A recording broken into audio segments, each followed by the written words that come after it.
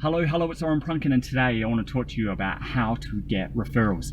It's going to be a really quick episode, but it's also going to be a really important one. Now, there are many brands that live and die by referrals. The one that comes to mind that triggered this episode is tradies in the trade industry here in Australia. My sister is looking for a tradie. Now, businesses that really rely on referrals kind of fit into three different categories, and I'm only using tradies as one example. There are many more that are affected by this, and the first one is that they have once-off transactions, and their lifetime value of the customer is very limited compared to other industries. The second one is they operate in low trust environments, so consumers are really looking for people they know, like, and trust to then refer or make recommendations to suitable brands. And then the third one, because of that, the low lifetime value, once-off transaction, and the low trust environment, it means those brands don't have the resources, the time, the money, the effort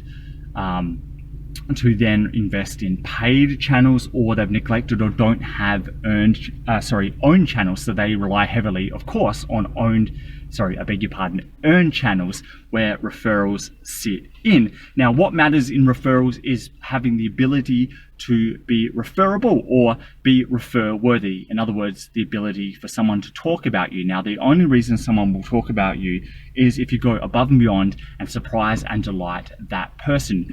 In business, you have to make a promise and then deliver on that promise. That is the bare minimum. All of your competitors are doing that.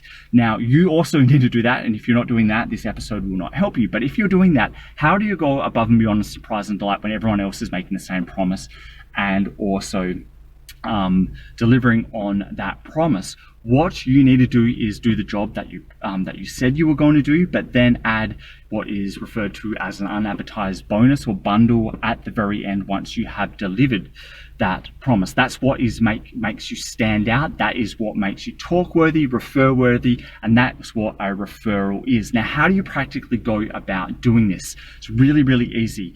You already know what service, product, solution, or job that you're going to deliver. Make that promise and obviously deliver on that. But before you make that promise, you need to think about what that unadvertised bonus or bundle is going to be. Pre-planned, intentional, what you're going to do. The thing and the difference is you're not going to communicate that to your customers.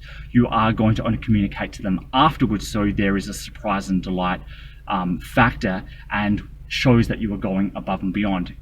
In fact, you've only really pre-planned that with intention that you were going to do it anyway. That's the only difference.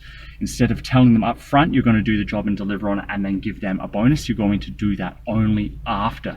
And that is what causes that surprise and delight. The surprise and delight is what makes you talkable because they weren't expecting it, and that is what makes you also refer worthy and gives you referrals.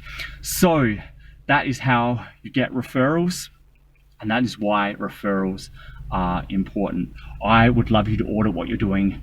See if you can implement any of this in your marketing and sales and product stack. Thanks for listening. And if you like what was on here and want more, please go to orenprunken.com.